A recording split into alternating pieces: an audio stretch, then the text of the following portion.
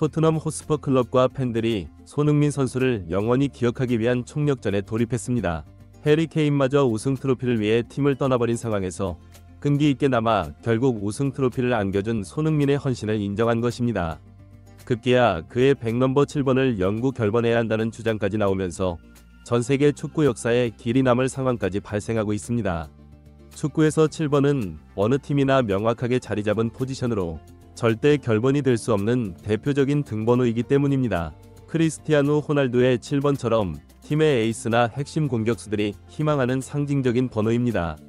그렇기 때문에 토트넘의 결정이 쉽지 않다는 고민도 있지만 손흥민 선수의 헌신과 토트넘의 우승을 기억하는데 이만큼 더 좋은 조치가 없다는 주장도 있습니다. 프로축구에서 많은 선수들이 우승 트로피와 고액 연봉을 위해서 쉽게 팀을 떠나는 것이 당연하게 여겨져 왔습니다.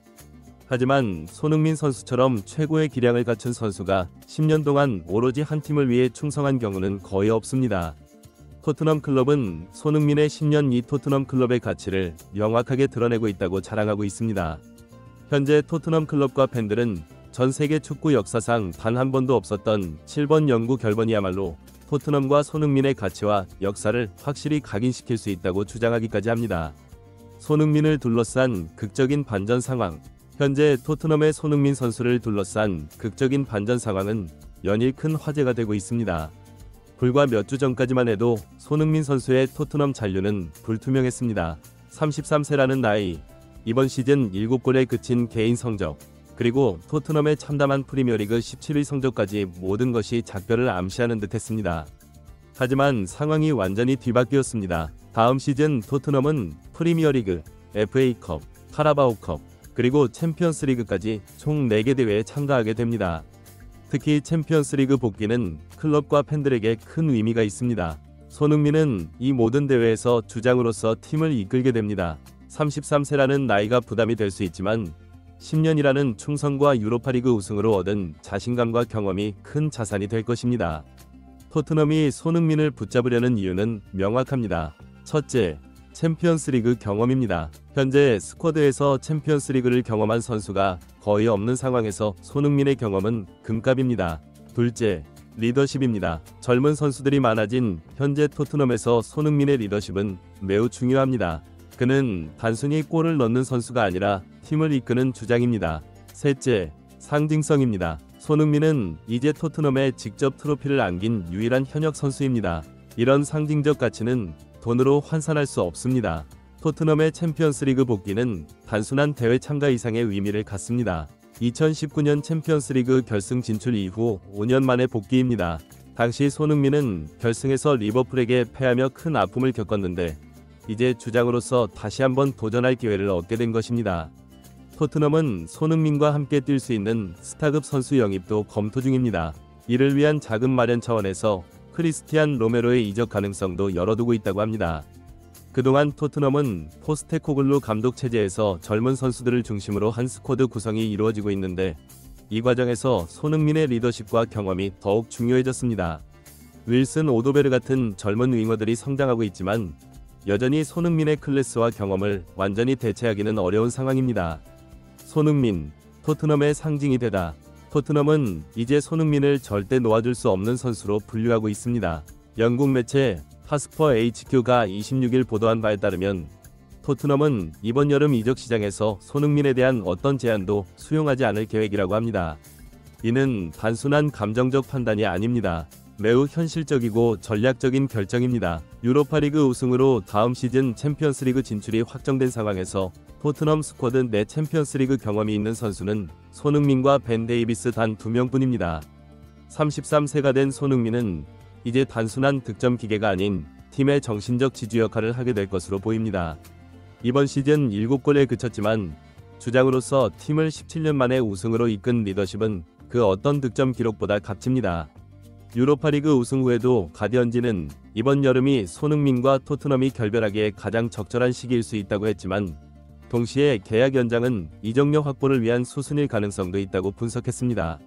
하지만 현재 많은 영국 매체들은 토트넘이 손흥민을 꼭 붙잡을 것이고 오는 여름 종신 계약을 하게 될 것이라고 전망하고 있습니다. 클럽의 상징적인 선수를 이적료를 받고 매각한다는 것은 절대 있을 수 없다는 결론을 내렸다는 것입니다. 풋볼 인사이더는 손흥민은 여전히 토트넘에 남아있다고 생각합니다.